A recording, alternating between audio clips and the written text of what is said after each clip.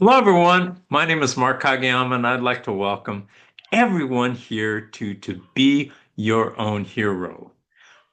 I'm a stage four uh, prostate, bone, and lung cancer patient slash survivor. Been dealing with cancer since late 2020, early 2021, doing very well in Texas. And we're just talking about the weather, and I'm sure that winter is here for most people. So hopefully you're adapting, and it's the holiday season. So it's a time to spend with family and friends, and I hope you're doing that, and I hope you have a wonderful, wonderful rest of the year. And what we're going to do is we're going to finish up our interview with Danny Gereg, and he's got some more. He's got a fantastic story. So let's get into it. Danny, please reintroduce yourself and share with us a little bit about your story, and let's get into it. Okay, yeah, I'm Danny Gereg. I live in Ohio. I got bladder cancer in 2023, and it became a very karmic experience for me when I did. I just got this burst of energy when I found out I was going to survive it, and I started working on becoming an advocate and shooting films, and that landed me into public speaking and total change of career. And here I sit with wonderful people like you, Mark, doing all kinds of activities to bring this information to the community, the cancer community. And what I found out lately, Mark, is the illness community. It's got to be specific, but illness. When I went to a convention in Princeton, New Jersey recently, at an illness convention, I found out, wow, there is a lot of different categories of illness in the world, that we kind of forget about because we get wrapped up on our own thing. So it's definitely a pleasure to open up to that. Absolutely. I mean, there's just it's mind-boggling what people are dealing with in today's world. But let's get into a great conversation and see if we could help a bunch of people out there. Mhm. So you have gone through your journey, and you have gone through a personal transformation. So let's talk about that. Let's start about that, how your life has changed physically and mentally. Well, when we pick that up, we could, it's really been here at the end, the holiday season of where we're at, and I can never forget in 2023 that this was the season that I found out that I had cancer, and my entire life changed, and it's about like for people that are new. I carry plenty of people that are in surgery and different early aspects of their journeys, and they're worried and they're scared, and I get texts every day now. I love them. They're like, "Hey, I feel okay, thumbs up.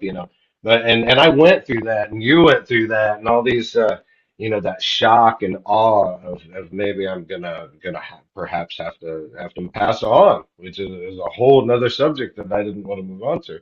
So then fast forward to where we are, Mark, and I'm working on year three of I call it extreme health. Um, Extreme knowledge about my condition. So I'm in this totally different spot where my responsibility in survivorship is to be a mentor. As far as a subcategory, I thought lately, obesity was always my problem. I've lost over 100 pounds. Me and my wife have lost like 220 pounds together, and we're still going.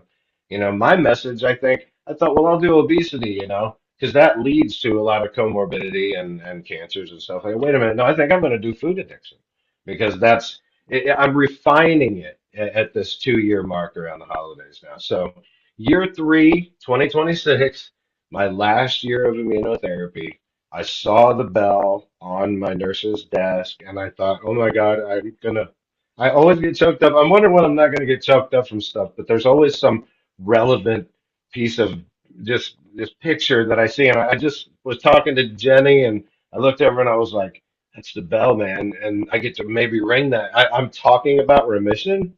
And like I said, at first it was so different and so lost and so scared. But now I'm scared. I got a scope in 2 weeks.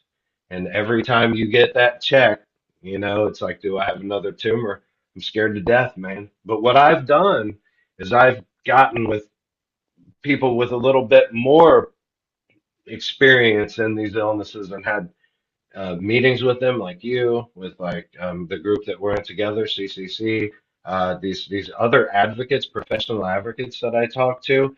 We started one on a Sunday just so we as advocates and cancer patients could just maybe complain, instead of propping myself up and being strong for everybody. I go, oh man, I just told him I'm weak because what if I got another tumor? I'm gonna have to start over. And then, just to get my prop up. So at this Let, let, point, let the me let me pause you right there because you yeah. brought up something that's very, very important for people. Scanxiety, Oh you yeah. know, and I think that is such an important aspect of our journeys, dealing with the mental aspect of recurrence and, how do we deal with that? And I don't know. Me personally, I just take one day at a time, Mhm, When things happen, they happen, you deal with it as it happens. I don't mhm. project fear about something upcoming in the future because we don't know. And that's part of the thing with cancer as a whole is when we get diagnosed with cancer is one of the biggest problems and is the fact that there's that fear factor, not knowing, and especially at the beginning. But then that whole thing evolves as we morph along in our journeys and we get more knowledge, but then there's different things that come up. Let's talk about this aspect of it because this is a Yeah, really important yeah, yeah. thing we're talking about. Yeah, that's complicated. Once you go through it, and it makes you realize, like, oh my gosh, every time we talk about it, and then you talk with another cancer patient about it, it's like, how am I going to overcome? And that's where that anxiety comes from, and that fear comes from. Now, what I find is I got to say, being a pro at cancer, as it were, I always say that, it's like once you get experience in anything, you're good at it. Being professional might be a little indelicate, but cancer is indelicate. So I find now I do really well. When I get away from a few appointments, I'm free again. I'm back with the population. I don't have cancer. I can forget it. I can shove it back and I can go to the gym and I can eat right. And then 2 weeks from my scope. I have a cystoscopy, which is an intravesical scope, or the only easy path you can take to the bladder.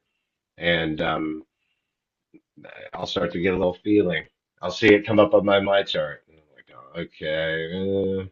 And then a couple days will go by and it'll grow, grow, grow. So I find that naturally, psychologically, when we talk about anxiety, that's going to be a natural human thing. It's just being able to take that anxiety and do something with it. Get into your community, just talk to somebody. But that's hard with an illness. It's not an easy thing to do. So you might have to go through a couple on your own and then open up. But I find talking, saying, "Hey, Mark, I'm worried," very much helps me. Not only talking, but talking to the right people who Hmm. can help you instead of commiserate to Hmm. overcome mentally and to prop you up and to say, hey, I think one day at a time approach is the best approach because, without the knowledge, I'm having a PET scan next Wednesday myself. Hmm. I'm not worried about it at all. What happens, it happens. I'm not gonna, project in my mind say, oh my goodness, like, oh, what if this, what if that? Yeah. you know, because that just brings in so many things that you don't know, and you're bringing in things that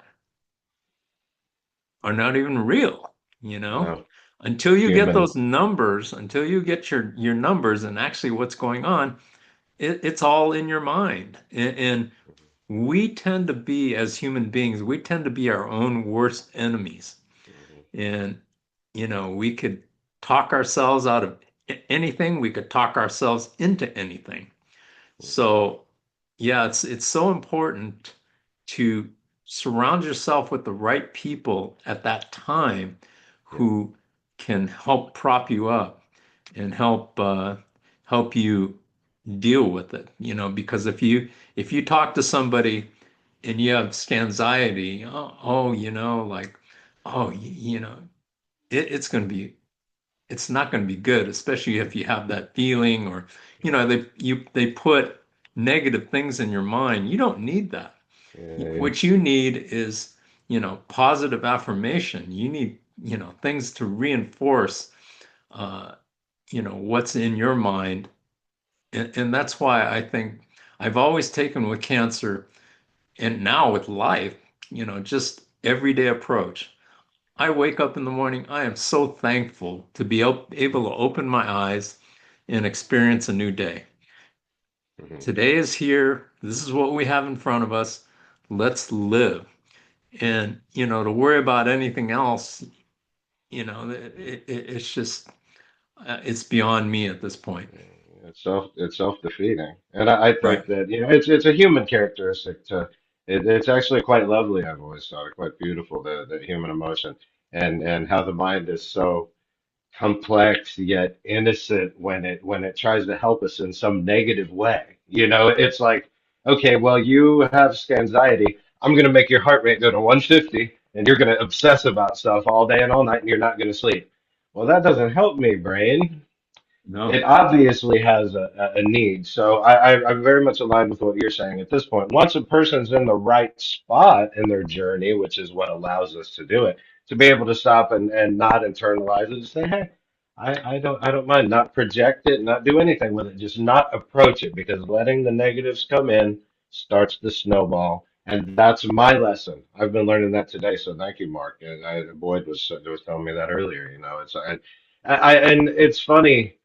Yeah, I've been having a little problems for the last week or two with, like, let's say, an deflated soul. You work really hard and you give out your stuff, and it's like I just can't get started. And then I find myself among friends like Boyd and you and things that I'm doing now, and it makes me feel okay just to start things like you said, one day at a time. Mark gave me a text about let's do something, let's have a conversation. Well, let's do it right now. No time to wait. Yeah, I mean, what I try to do is when I'm having good days, and most days I have are good, take advantage of those and Hmm. appreciate those. Look, good days are gifts. Everybody has bad days or days that you don't feel well or things that I was just telling Danny earlier, I've been dealing with a knee that's just been flaring up left and right, and to the point where I could, barely sit down, and it's hard for me to even do an interview. But, you know, you just overcome it, you just go through it, and you wait for the good days, and you take advantage of it because uh, that's what's most important in this life is to keep moving forward and keep helping people because we all think when we're going through things that what we're going through is so bad, but I've interviewed hundreds of people all over the world. There are just stories out there that will put yours to shame. Hmm. And and and it never ceases to amaze me when I meet those people. I just like marvel, absolutely marvel. I met a woman named Casey Kang, and she was in the hospital a total of 168 days. And I asked her, "How did you make it through 168 days?" And she said, first of all, she took control of over, when she, after the first time, she would bring her yoga stuff and some light weights, and she tried to control as much as she possibly could because being in the hospital is tough. There's no doubt about it. Oh man, it sucks. Yeah, it does. I mean and that's a kind way. But Yeah. each and every person is different. And so after Hmm. talking to her, I asked her, how did you fight through the extreme pain? And she said, I just kept telling myself, it's going to get better. I'm going to have a better day. I don't know when, but I'm going to have a better day. But holding on to that hope, we as human Yeah. beings, we need that hope, that inspiration, and that's what this Hmm. channel is all about. This is what Yeah. Cancer Conquering Community is about. is providing hope and inspiration and resilience to everyone. And it doesn't matter if you're having cancer or not, or whatever it may be, because we're all going through stuff. There's no doubt about it, and it changes. That's the interesting thing about human beings is we're constantly evolving, constantly changing, and we're constantly, hopefully, constantly learning, and the things that we've experienced in the past as we move forward are the things that we can draw from as experience and to share with others to help others. Mhm, mhm. I think that there's been great strides lately in the medical area. Just from what I've noticed as an advocate, lately the topic is clinical trials. When you get into this line of business, you'll know you're gonna go, oh, they're interested in this now, they're interested in that now. There's really been a big push for the empathetic human factor when it comes to pharmaceutical companies and such. They really want to know what makes us human. And what I've explained to them is a pharmaceutical company could never know what makes us human.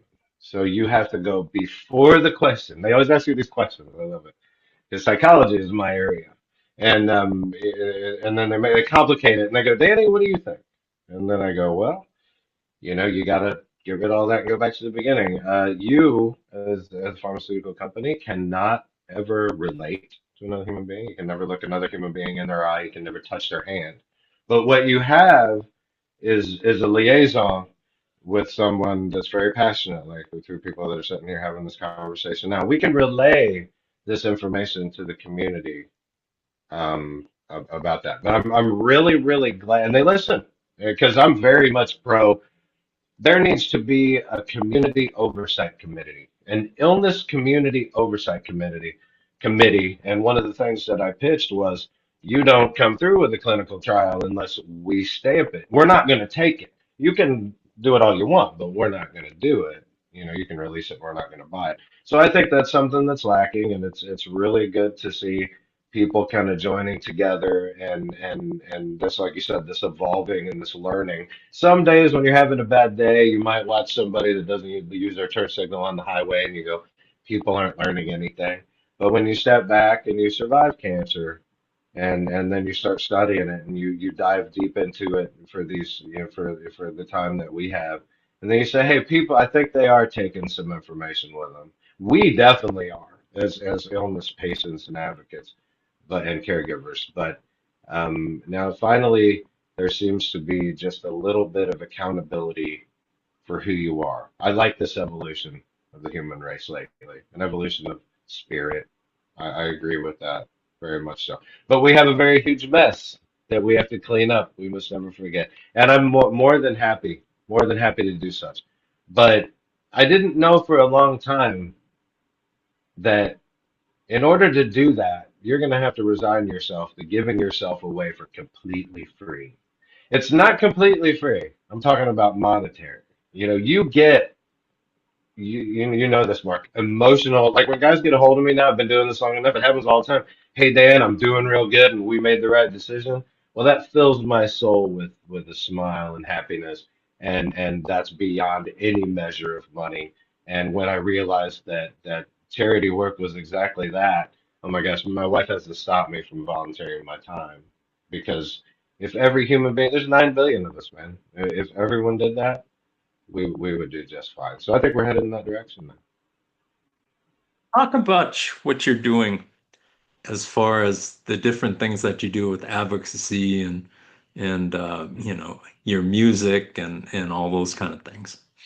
Well, now I'm always working on being a more appropriate and more informative public speaker, just in any way I can. I have a very photographic memory, and I just love this stuff. I love looking at the logistics of things. But I heard a very successful advocate say that it's enough to public speak and get your message across, but you got to have a hook.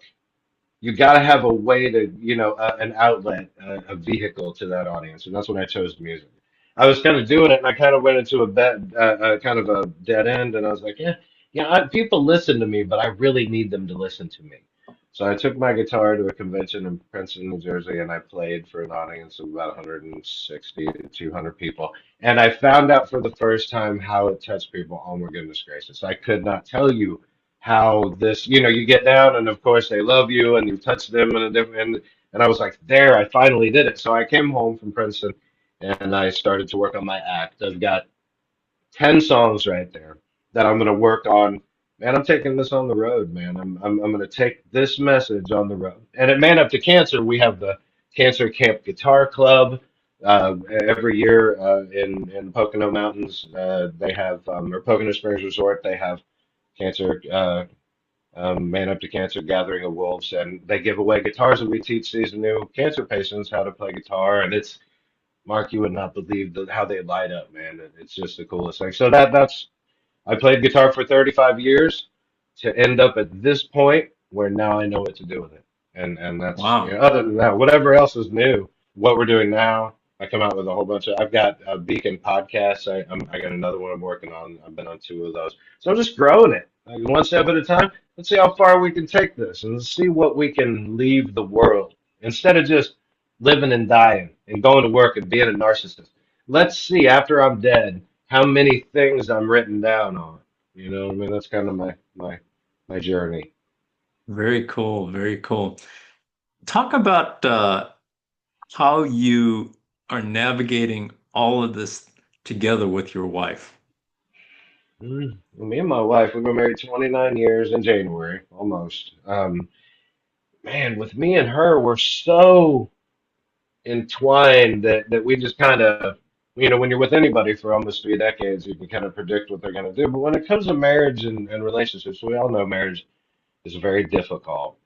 And we had several difficult years, and that was another thing that cancer actually also fixed.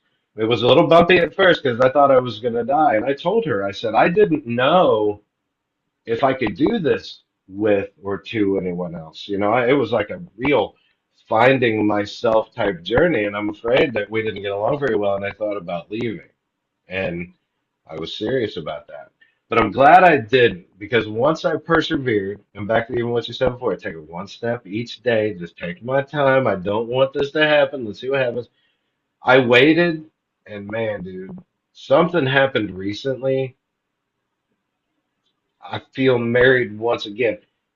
We kind of fixed enough stuff. It's like we have a really cool relationship. Not good, great, but cool. She's loving, when people say they want to feel loved, when I look at my wife now, she does that, and it's because of the journey. So I always suggest if you've got a partner, spouse, friend, that's longtime friend, I don't care who it is.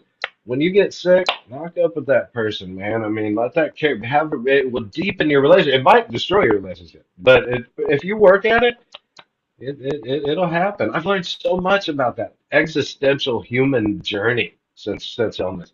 Mark, I would not have known it if I hadn't have got sick and faced death. I would not have realized it. And my dad never did. Watched him die, 73, stage 4 colon cancer. Did not know it when he passed. I just didn't. I'm sorry, Dad. You did not find it. And it happens with people every day. I'm just not going to be one of the people. It's fascinating. I hear the whole gamut. I hear relationships getting stronger. I hear relationships blowing up, blowing apart, you know, Mhm. becoming irreparable. It just depends on the people and it depends on and it's hard. It's really, really hard because you don't know until you're actually in the thick of the grind.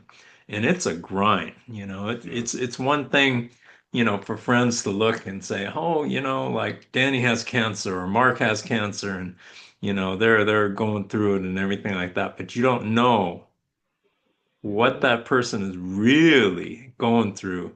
Mhm. A spouse does because they see it every day.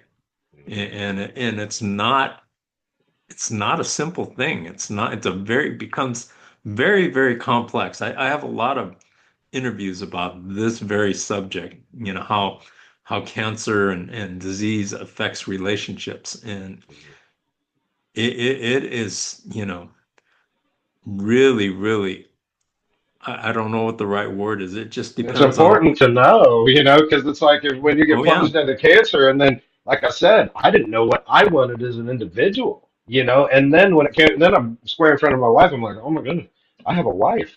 So I told her, I said, I thought about it for a while, and I said, there's only one way I can go through this, Stephanie. We have to just pretend and assume that you have cancer too, because you do. You just don't have a tumor that's a grape size in your bladder. That's it. All you didn't do is go through surgery. You had to walk in and see your husband laying in a bed for months, talking about dying, not eating, wasting away to nothing. I got down to 163, and and talking the stuff I do. I'm pretty eccentric myself. I'm sitting in the bedroom talking about death. So yeah, relationship, poignant, very poignant. final question for you, Danny, and this is a big one. Hmm. At what point did you seriously deal with your own mortality? And did you share that dealing with your wife? I never shared it with her until probably I shared it with the rest of the world. That's a good question, Mark. I love that question. When I know exactly where I did that. In bed. I got cancer. I got it cut out. I was just sick in a million different ways, diabetes and just I got a catheter and I'm bleeding out of it. I got a blood bag on my leg and then I had lung nodules, 2 5 millimeter lung nodules that ended up being benign, but they didn't want to go in. I've told you this before, but for people that don't know, I waited. They said you can wait till your next CAT scan in a year, and then if they don't grow, you're good. And I found that to be an unfavorable solution, but I was like, I'm going to do that. So I packed it away. But when I did pack it away and not face it, I spent about 6 months in bed until I knew that I didn't have lung cancer. And in that room, in my mind's eye, I sat on that bed, laid in that bed with an angel and the devil on that bed, not on my shoulders, on the bed, both of them looking at me like they had something to say. That's the only analogy that I have for that because I don't remember talking to them. The only thing that I remember is choosing to survive and putting my dedication to that. And when I did, I found myself at the Columbus, Ohio Bladder Cancer Advocacy Network Walk to End Bladder Cancer. And that was the day I promised I was going to make history. I was going to change the world. I was going to make sure that no one felt the way that I did for 6 whole months.